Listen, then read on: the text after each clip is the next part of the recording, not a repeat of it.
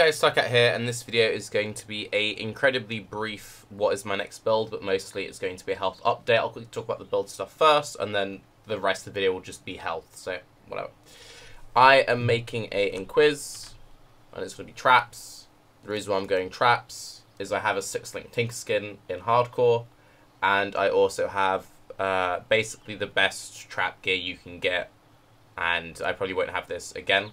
So I've got a pair of max 15% cooldown recovery speed boots. Cooldown recovery speed affects the cooldown of traps. These also have life and 80 life, 30% movement speed. I was really lucky purchasing these. I managed to buy them without the life craft. I think the guy didn't know about the mods on it or whatever. These boots were a few hundred chaos. I just lucked out and got these for the cheaps. This pair of gloves doesn't look that impressive looking at it. This is actually amazingly OP, and I'll actually show you that on a different character. You can actually equip them. So with the Shaper and Elder mods, there's been quite a few bugs with certain techs not working, some support gems doing the wrong thing. Quite famously, the Immolate support on Helm wasn't actually giving Immolate, it was giving burning damage. And there are 2 trap supports which you can get on gloves. One is Socrates Gems supported by X level trap, increased trap damage. And the other, this pair, is Socrates Gems supported by level trap, throw an additional trap. For some reason, the throw additional trap line of text is missing in game. You also can't search for it on PoE Trade or whatever. To find it, you just look for the gloves which have the trap support but no trap damage. And just so you know that I'm not just making stuff up, here we have 1 bear trap. See, it throws 1 bear trap. If I equip these gloves, we now throw 2 bear traps. See, 1, 2, 1, 2, and the bear trap doesn't need to be in the gloves. It's global. So yeah, so I have these, which is obviously pretty powerful. And again, anyone who wants to play Trapper, look out for those.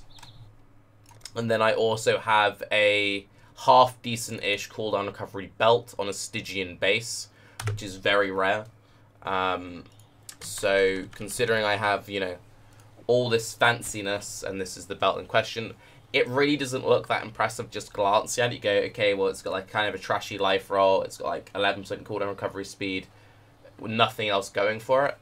These belts in hardcore just don't exist, and they're worth hundreds upon hundreds of chaos for like trash rolls like this, and I can, you know, craft some stuff onto it.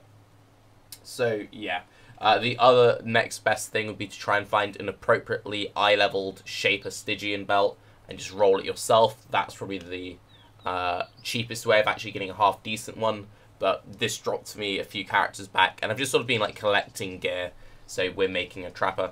The idea is to use Lightning Trap or EK Nova Trap. With all my cooldown recovery gear, the Lightning Trap will go down to a 1-second cooldown, 1.8 I believe, if we look at it quickly in Path of Building. It would be a trap cooldown, actually 0.93. So yeah, a pretty good cooldown recovery. It would be EB Mom or just Life Mom, but I'm looking at this for now with effective like 7-8k HP. It's really hard getting decent levels of life on a trapper tree, so you kind of just have to do either Mom or EB Mom or play CI or whatever. The reason why I'm playing Inquis over Saboteur. Saboteur for traps is just pretty terrible. It doesn't really do anything. Chain Reaction gives you cooldown recovery, but I already have loads of cooldown recovery from my other gear sources, and it has really hard diminishing returns. If we were to take this current tree and just put it on a sab for context, so you can see how the cooldown recovery would go. Fill that in, you would see cooldown recovery, okay, 0.93, and it would put it to 0.78. So, 0.15 cooldown recovery. Sorry, 0.14 cooldown recovery. The whole when your traps trigger, all nearby traps trigger, it doesn't work like that. When your traps trigger, some of your other traps trigger. You often end up having to stack Hair Blast Jewels or use Sunblast Belt. And if you're having to stack either Hair Blast Jewels or Sunblast Belt, you may as well do that on an Inquis and completely ignore all elemental resistances. get a bunch of additional attack speed, and your build just feel way smoother. The only thing it really has going for it is the blind, but you can get blind on duels, and the pen, you don't need the pen if you're playing an Inquis. So yeah. The reason why I said I might maybe go EK Nova traps eventually. To start, I'm going to be using Lightning Trap with a Cremation Trap single target. It sounds janky, but it's actually been carrying me through the leveling process. When, or if I'm still enjoying this character, I eventually get to broken Shaper weapons. I will then use Whirling Blade, Stat Stick 2 OP, broken shape weapons, and I will use Bear Trap single target, and have a EK Nova for map clear. And with all my cooldown gear, I can get the EK Nova cooldown to about 1.8, I believe, which is decent-ish. And you could always supplement it with a Bladeful Trap as well, but it's basically a Lightning Trap build. Okay, so that's that stuff. Health update, which I kind of really want to talk about. So, as some of you may be aware, Crohn's, by the way, keeps getting brought up. Okay, so there are a few different things going on at the moment. I guess I will start at the beginning. So, lifelong disease, boring disease, had it for like 5 years now. I have two main treatments. One is Azatharapin, which is a pill I take daily. The other is Infliximab, which is an infusion I have every 8 weeks, which dampens my immune system because it's an autoimmune disease, and it kind of keeps it in check-ish. The drugs don't stop the disease. You can't cure disease. It just sort of kind of keeps it at bay. Anyone who watches me for a long time knows that I still very much struggle with my health. People have suggested loads of different things. I've tried a few different things. Whatever. I've been on Azatharapin the entire 5 years. I've been on and off Fliximab. When I was first diagnosed, they put me on it, and it mostly kept stuff in check. I still have a lot of the pains, the fatigue, all the other stuff, but I wasn't like full-blown I'm dying mode. They took me off it about 2 years ago because NHS free healthcare too expensive. They don't like just giving treatments to patients for too long. They took me off it because they said your markers look fine, and I really didn't want to go off it. They basically forced me off the drug, and I was off it for a year. Over that year, I became incredibly ill.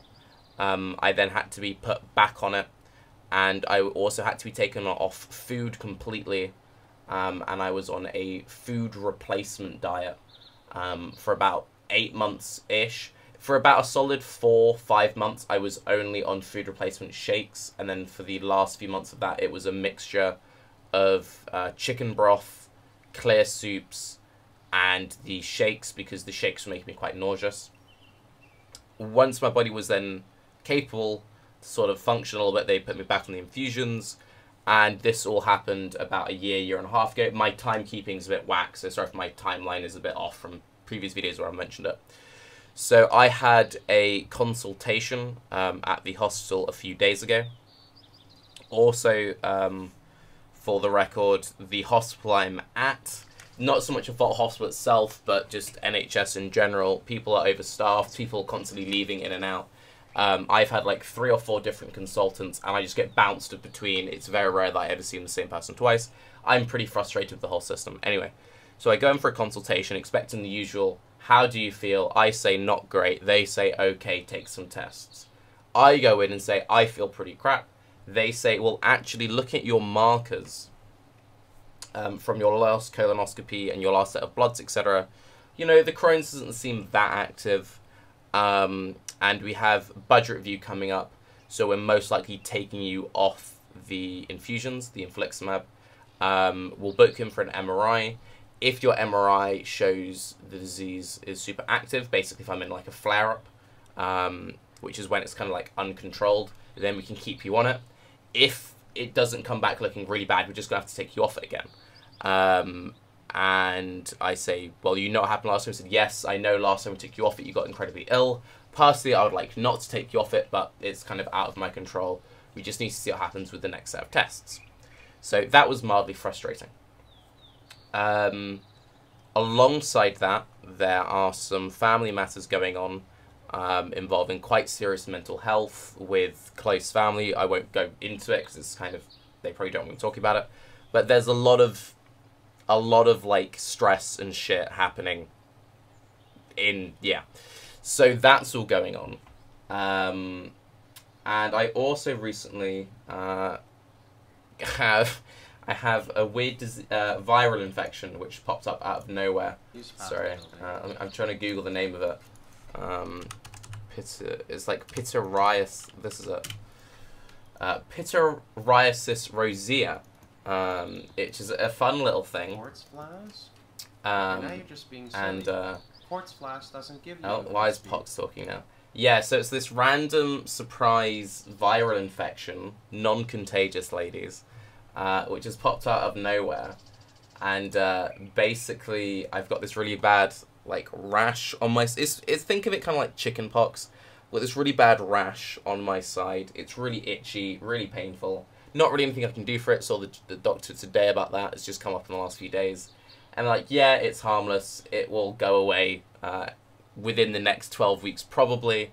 You'll probably have some headaches, some nausea, and general fatigue, you know, the things that I get anyway from the Crohn's. It's apparently relatively common. They don't know what caused it, they don't know where it came from or whatever, but it's just, it will go away eventually. So, yeah, we're having a slightly stressful time period at the moment. And why that is all relevant to you lot, and sort of bring us all back home. We were meant to have a Baeclast last weekend, and I shuffled that. Just to explain why we didn't have that Baeclast quickly. Grill flew over from Ireland. She was visiting for 2 weeks. Basically took 2 weeks off. You know, I did some YouTube, I did some stream. I basically took 2 weeks off. I was just trying to like chill out a bit with all this random stuff that's been going on. And since I was in like my chill out space, I wasn't being overly pushy with the others. If you don't know, with the Baeclast, I'd manage all of that stuff. It's basically like make sure people, you know, we're doing it on this day, set up topics, da-da-da. I was being pretty lax, so just sending the odd message out here and there. Other people have other shit going on in their lives. It seems like January is always one of those. It's the time of year where everyone's shit just like kind of falls to pot, basically. So because I was kind of busy doing my own thing, I wasn't being overly pushy with the others like I normally am, and it's kind of fallen through. I would like to organise a Baeclast for Saturday coming. I'm currently sleeping about 1 or 2 hours a day. You probably can't tell because I've got my usual healthy glow about me, but yeah, I've got a consultation at a different hospital on Thursday coming, and hopefully I might be able to get transferred with them, or they might sort out something with my medication I'm able to keep on what I'm on. They might offer me a different one. They might say, actually, there's this weird diet you can do, there's this. Basically, I'm hoping they might say something other than, like, tough shit, we'll see you when you're really ill again. So that's on Thursday. And I will try and organise stuff for Saturday coming. But if there isn't one, I've kind of got a lot of shit going on right now. And the other guys have all got all their shit going on as well. We're in that point of the league where, you know, it's not as easy to come up with discussion since we're waiting for the new stuff to come out. You know, we're in the last month of the league. So, you know, if I miss a few streams here and there, I'm probably sleeping or not sleeping or dying or melting or dissolving. If Baeclasts are a bit spotty, it's because rash spotty. Yeah, I'm melting, dissolving, all the other things, and other guys might also be doing shit on their end, and we're waiting for stuff. Basically, health is really fun, and the trick is to have a nice stress-free environment. So yeah. I'm Tarke.